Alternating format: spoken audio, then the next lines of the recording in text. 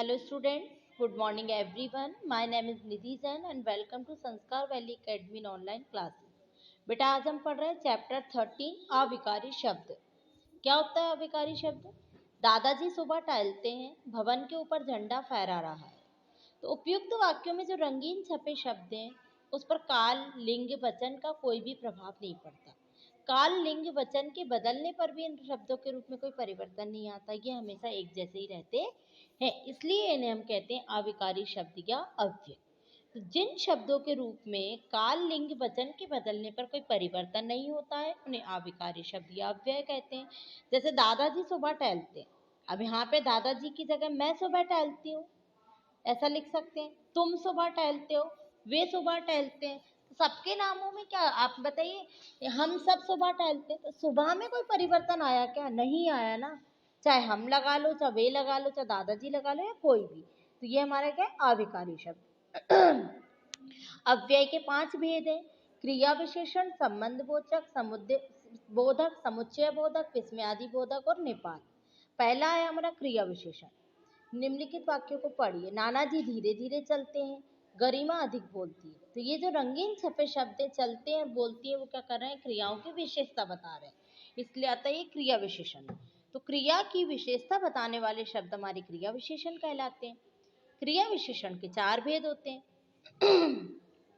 रीतिवाचक, कालवाचक, स्थानवाचक और परिमाणवाचक। रीतिवाचक क्रिया विशेषण वे अव्यय शब्द जो क्रिया के होने की रीति या ढंग या तरीके का ज्ञान कराए, उसे रीतिवाचक क्रिया विशेषण कहते हैं कि हमारा कार्य क्रिया किस तरीके से हो रही है, किस ढंग से हो रही है।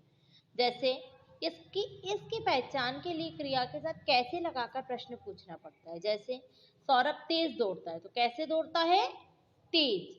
बच्चा जोर जोर से रो रहा है, कैसे रो रहा है? जोर जोर से। तो इसमें क्या है, जो रंगीन छपे शब्द हैं वो क्रिया की रीति का ज्ञान कराने के कारण रीतिवाचक क्रिया विशेषण है। तुरंत, जल्दी जल्दी, शायद, अचानक, ऐसे, एकदम, इसलिए, अवश्य, निसंदेह, संभवतः आदि शब्द हमारे रीतिवाचक क्रिया विशेषण है। अब आया हमारा कालवाचक क्रिया विशेषण। वे अव्यय शब्द जो क्रिया के करने या होने के समय का ज्ञान कराते हैं उन्हें कालवाचक क्रिया विशेषण कहते हैं। इनकी पहचान के लिए क्रिया के साथ हम कब लगाकर प्रश्न पूछते हैं। जैसे हम कल लखनऊ जाएंगे, तो कब जाएंगे? कल। अब ट्रेन आने वाली है, कब आने वाली है? अब। तो उपयुक्त वाक्यों के जो रंगीन छपे शब्द है वो क्रिया के होने का समय बता रहे हैं, ये कालवाचक क्रिया विशेषण है। शायम, प्रतिदिन, तत्काल, निरंतर, अभी, प्रातःकाल, दिन भर आदि शब्द हमारे कालवाचक क्रिया विशेषण। स्थानवाचक क्रिया विशेषण वे अव्यय शब्द जो क्रिया के होने के स्थान का ज्ञान कराते हैं, स्थानवाचक क्रिया विशेषण कहलाते हैं। इनकी पहचान के लिए हम क्रिया के साथ कहाँ लगाकर प्रश्न पूछते हैं। लड़के ऊपर पढ़ रहे हैं, कहाँ पे पढ़ रहे हैं? ऊपर। पार्क में बच्चे चारों ओर दौड़ रहे हैं, कहाँ दौड़ रहे हैं? चारों ओर। तो उपयुक्त वाक्यों में जो रंगीन छपे शब्द हैं वो क्रिया के स्थान का बोध कराने के कारण स्थानवाचक क्रिया विशेषण है। भीतर, इस ओर, सर्वत्र, इधर उधर, पीछे, नीचे, निकट, आसपास, दाएं बाएं आदि शब्द हमारे स्थानवाचक हैं। अब आता हमारा परिमाणवाचक क्रिया विशेषण। परिमाण का अर्थ होता है मापतौल, अर्थात वे अव्यय शब्द जो क्रिया की मात्रा या परिमाण बताएं उन्हें परिमाणवाचक क्रिया विशेषण कहते हैं। इसके लिए हमें इसकी पहचान के लिए क्रिया के साथ कितना लगाकर प्रश्न पूछा जाता है। जैसे टीवी की आवाज कम करो, तो कितनी आवाज करो? कम। राधिका अधिक बोलती है, कितना बोलती है? अधिक। उपयुक्त वाक्यों में जो रंगीन छपे शब्द है वो क्रिया के परिमाण का ज्ञान कराने के कारण परिमाणवाचक क्रिया विशेषण है। अत्याधिक, लगभग, कुछ, ज्यादा, थोड़ा, बहुत, तनिक आदि शब्द हमारे क्या है? परिमाणवाचक क्रिया विशेषण। विशेषण और क्रिया विशेषण में क्या अंतर है? कुछ शब्द ऐसे होते हैं जिनका प्रयोग विशेषण में भी होता है और क्रिया विशेषण दोनों में होता है, जैसे तेज, सुंदर, अच्छा आदि। लेकिन जब ये शब्द संज्ञा या सर्वनाम की विशेषता बताते हैं तो विशेषण कहलाते हैं, और जब क्रिया की विशेषता बताते हैं तो क्रिया विशेषण कहलाते हैं। विशेषण के रूप में जैसे मीना की कविता सुंदर है, तो क्या सुंदर है मीना की कविता, और मीना सुंदर लिखती है, तो यहाँ पे क्रिया की विशेषता बता रहे, इसकी लिखावट की बता रहे। यह एक अच्छी मिठाई है, या एक अच्छी मिठाई है ना, तो यहाँ पे मिठाई की विशेषता बता रहे हैं। और मुझे ये मिठाई अच्छी लगती है, ये पसंद है, उसकी बता रहे हैं। अब ये इसके क्वेश्चन आंसर मैंने आपको लिख दिए पीडीएफ में बेटा। इसकी एक्सरसाइज देखते हैं। यहाँ पे कुछ शब्द विशेषण है और कुछ क्रिया विशेषण है, इनको छांटना है कुछ वाक्यों को। दुष्ट व्यक्ति से दूर रहो, तो यहाँ दुष्ट क्या है? विशेषण। अंधेरे में एक लड़का अचानक सामने आ गया, ये होगा क्रिया विशेषण। उसने अपनी तरफ से पर्याप्त काम किया है, ये क्रिया विशेषण है। वह मूर्ति सुंदर है, तो सुंदरता उसकी मूर्ति की बता रहे थे, विशेषण। अब हमें उचित क्रिया विशेषण लगाकर वाक्य को दोबारा लिखना है। रोहित बैठा है, तो रोहित बाहर बैठा है। स्वाति बोलती है, स्वाति अधिक बोलती है। सुशील चला गया, सुशील अचानक चला गया। आज बारिश हुई है, आज बहुत बारिश हुई है। अब हमें इनमें से क्रिया विशेषण शब्द छांटना और उनके भेद बताना है। हम कल इलाहाबाद जाएंगे, तो क्या इसमें कल क्रिया विशेषण है और कालवाचक इसका भेद है। घोड़ा जोर से हिनन आया, तो जोर यहाँ क्रिया विशेषण है और भेद है रीतिवाचक। नेहा कम खाती है, कम है क्रिया विशेषण, भेद है परिमाणवाचक। इस भीषण गर्मी में इधर उधर मत घूमो, तो इधर उधर है क्रिया विशेषण, भेद है स्थानवाचक। अब आता है सेकंड पॉइंट इसका हमारा संबंध बोधक। घर के सामने बगीचा है, ज्ञान के बिना जीवन बेकार है। तो मैं सचिन के समान खेलना चाहिए, छत के ऊपर बंदर है। तो जो रंगीन छपे शब्द हैं वो संज्ञा शब्दों के साथ आकर उनका संबंध वाक्य के और भी कई शब्दों के साथ जोड़ रहे हैं, इसलिए संबंध बोधक है। जो अव्यय शब्द संज्ञा या सर्वनाम शब्दों का वाक्य के अन्य शब्दों से संबंध जोड़ते हैं, संबंध बोधक कहलाते हैं। अर्थ के अनुसार संबंध बोधक के कई भेद होते हैं। जैसे पहला है काल बोधक, इसमें आता है के बाद, के पश्चात, के पहले, के पूर्व, के उपरांत आदि। स्थान बोधक के अंदर, के भीतर, के सामने, के ऊपर, के बीच आदि। दिशा बोधक की तरफ, इधर उधर, के पास, आसपास, के निकट आदि। साधन बोधक के द्वारा, के कारण, के सहारे आदि। व्यतिरेक बोधक के बिना, के अतिरिक्त, के अलावा, के सिवाय आदि। विरोध बोधक के विरुद्ध, के विपरीत, के खिलाफ आदि। समता बोधक की तरह, की भांति, के जैसा, के समान आदि। हेतु या कारण बोधक के वास्ते, के कारण, के लिए, की खातिर आदि। पृथकता बोधक से अलग, से दूर, से हटकर आदि। संग्रह बोधक भर, तक, सहित, पर्याप्त आदि। तुलना बोधक की तरह, की अपेक्षा, के मुकाबले आदि। संबंध बोधक का प्रयोग हम दो तरह से करते हैं। एक होता है विभक्ति सहित और दूसरा होता है विभक्ति रहित। अब विभक्ति क्या होता है? कर्ता ने कर्म को करण से संप्रदान के लिए अपादान से संबंध काकी के अधिकरण में पर संबोधन है यारे। जो इनके विभक्ति चिन्ह है उन्हीं को हम विभक्ति कहते हैं। जैसे दरवाजे के बाहर कोई खड़ा है तो उसमें क्या है? के, विभक्ति सहित है ना, विभक्ति है ना। मैं छत के ऊपर घूमने जा रहा हूँ, के। अब विभक्ति रहित में कोई चिन्ह नहीं होगा। कल रात भर वर्षा होती रही इसमें विभक्ति नहीं है। शिवानी परिवार सहित घूमने गई, इसमें भी कोई विभक्ति नहीं है। क्रिया विशेषण और संबंध बोधक में अंतर। कुछ अव्यय शब्द क्रिया विशेषण और संबंध बोधक दोनों में प्रयोग किए जाते हैं। तो जो शब्द संज्ञा या सर्वनाम के बाद प्रयोग किए जाते हैं वे संबंध बोधक होते हैं और जो शब्द क्रिया के साथ आते हैं वो क्रिया विशेषण होते हैं। जैसे घर के अंदर चलो, ये होगा संबंध बोधक, और आप अंदर चलिए, ये होगा क्रिया विशेषण। सीता के आगे रमा खड़ी है, ये होगा संबंध बोधक। रमा आगे खड़ी है, ये होगा क्रिया विशेषण। दिया बिस्तर के ऊपर बैठी है, ये होगा संबंध बोधक। दीपा ऊपर बैठी है, वो होगा क्रिया विशेषण। इसकी एक्सरसाइज देखिए, क्वेश्चन आंसर आपके आ रहे हैं आगे।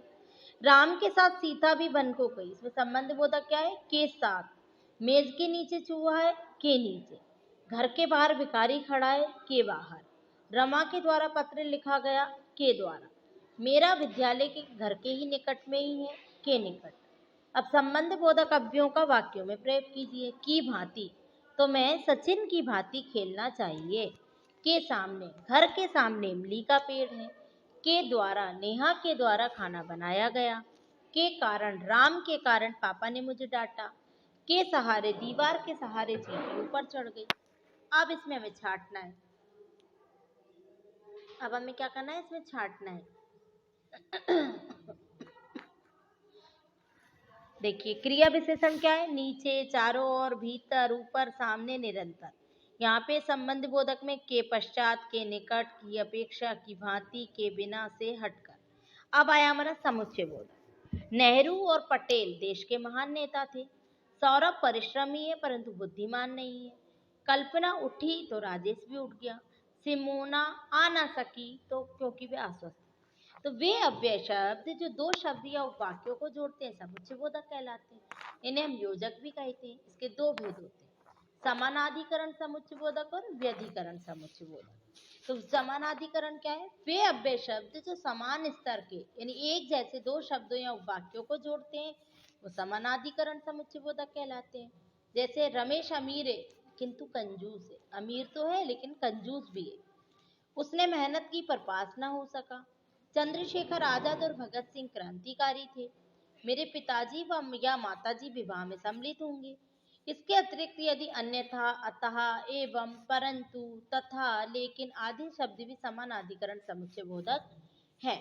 व्यधिकरण समुच्चय बोधक वे अव्यय शब्द जो प्रधान वाक्य से एक या अधिक आश्रित उपवाक्यों को जोड़ते हैं उसे हम व्यधिकरण समुच्चय बोधक कहते हैं। जैसे वह सो गया ताकि थकावट दूर हो सके। अभी काम हुआ नहीं है, हम तो ऐसा सोच रहे हैं। खूब मेहनत करो तो उन्नति पा सकोगे। प्रधानाचार्य ने कहा कि वह कल विद्यालय बंद रहेगा। यद्यपि वे धनी है तथापि उसे तनिक भी अहंकार नहीं है। नहीं, पैसे वाला तो है लेकिन उसको घमंड नहीं है। इसके अतिरिक्त क्योंकि, यदि, तो, मानो के कारण आदि प्रमुख व्यधिकरण समुच्चय बोधक है। इसकी भी एक्सरसाइज देखेंगे। समुच्चय बोधक अव्यय छांटना है। इस घर में तुम रहोगे या मैं, तो या। उसे विवाह में जाना था इसलिए वे नहीं आया। इसलिए वे मेहनत करती है परंतु उसे उचित फल नहीं मिलता। परंतु कृष्ण राजा थे परंतु सुदामा गरीब ब्राह्मण थे। परंतु वे आज ना आ सका क्योंकि बीमार था। क्योंकि तुम सुधर जाओ अन्यथा मैं तुमसे सारे संबंध तोड़ दूंगा। अन्यथा। अब हमें क्या करना है? समुच्चय बोधक शब्दों का प्रयोग करके वाक्य को जोड़ना है। वह परोपकारी है, वह देवता है। वह परोपकारी है क्योंकि वह देवता है। बादल गरज रहे थे, वर्षा हो रही थी। तो बादल गरज रहे थे इसलिए वर्षा हो रही थी। वह बहुत मोटा है, वह अधिक खाता है। वह बहुत मोटा है क्योंकि वह अधिक खाता है। रात हो गई है, आप यहाँ रहिए। रात हो गई है इसलिए आप यहीं रहिए। वह देर से स्टेशन पहुंचा, गाड़ी न पकड़ सका। तो वह देर से स्टेशन पहुंचा इसलिए गाड़ी नहीं पकड़ सका। वह सुबह देर से उठा, उसकी स्कूल बस छूट गई। तो वह सुबह देर से उठा इसलिए उसकी स्कूल बस छूट गई। अब यहाँ कुछ समुच्चय बोधक शब्द दिए, उनका प्रयोग करके वाक्य बनाना है। एवं, बड़े एवं छोटे सभी को प्यार करना चाहिए। परंतु सौरभ परिश्रमी है परंतु बुद्धिमान नहीं है। लेकिन मैंने पूरी कोशिश की लेकिन सब बेकार गई। अतः मैं अंग्रेजी में दुर्बल हूँ, अतः आप मेरी सहायता करें। इसलिए रोहित को बुखार था इसलिए सिनेमा देखने नहीं जा सका। मानो वह इतनी सुंदर है मानो अप्सरा हो। ताकि मैं घर जा रहा हूँ ताकि आराम कर सकूं। यद्यपि वे गरीब है लेकिन ईमानदार है। अन्यथा तुम मेहनत करो अन्यथा असफल हो जाओगे।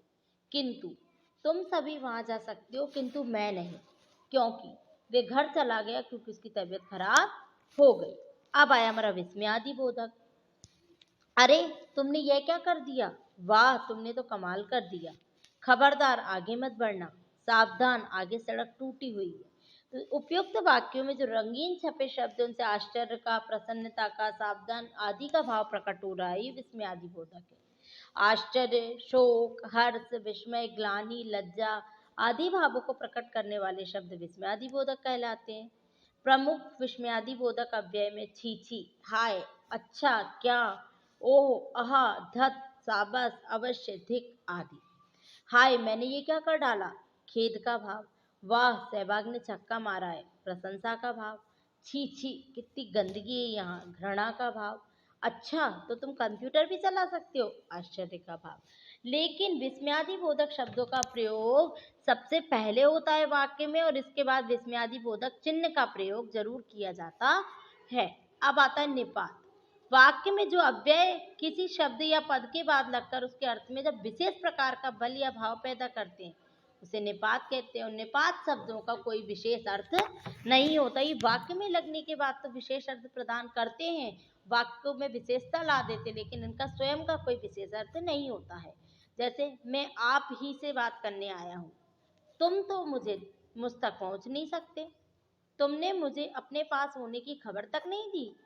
कल सोहन भी मुंबई जाएगा। भर, ही, भी, तो, तक, केवल, मात्र, आदि। ये क्वेश्चन आंसर है। इसकी एक्सरसाइज देख रहे हैं। अरे अरे, ये क्या कर दिया तुमने? आहा आहा, ये बहुत अच्छा हुआ। सावधान, आगे नहीं बढ़ना। बाप रे, इतना बड़ा सांप। अच्छा, फिर ठीक है। अब इनको जोड़ना है। तो छींची का घृणा, शाबाश का प्रसन्नता, हाय का शोक, खबरदार सावधान, वाह वाह प्रसन्नता। यहाँ पे देखिए कुछ शब्द दिए या के भीतर 2 बार आ गया था, इसलिए मैंने एक बार कट कर दिया है। क्रिया विशेषण में अचानक, आसपास, सर्वत्र। संबंध बोधक में के नीचे, के से पहले, के भीतर, के बाहर। समुच्चय बोधक में किंतु, लेकिन, तथा, इसलिए, परंतु। और विस्मयादि बोधक में हाय, अरे, वाह, अच्छा, खबरदार। अब निपात से पूरा करना है। यह काम मैं भी कर सकता हूँ। कक्षा में केवल सुरेश ने ही प्रश्न का सही जवाब दिया। उसने उस बात की कानो कान खबर तक ना लगने दी। गुरुजी को तो बुलाइए। बड़े भैया ने उसे धीरे से छुआ ही था कि वे रोने लगा। ये आप देखिए बेटा, आपके सारे क्वेश्चन आंसर हैं। पहले ये अव्यय के हैं, फिर आपका क्रिया विशेषण के हैं, फिर नेक्स्ट है आपका संबंध बोधक के प्रश्न उत्तर हैं, ये समुच्चय बोधक के हैं, ये विस्मयादि बोधक के हैं, और ये नीचे निपात का क्वेश्चन है। बेटा आपको समझ आया? चलिए, आपको समझ में आ गया होगा बेटा। कॉपी में लिख लीजिएगा, नोट कर लीजिएगा और लर्न कर लीजिएगा ना। ओके, बाय बेटा, टेक केयर।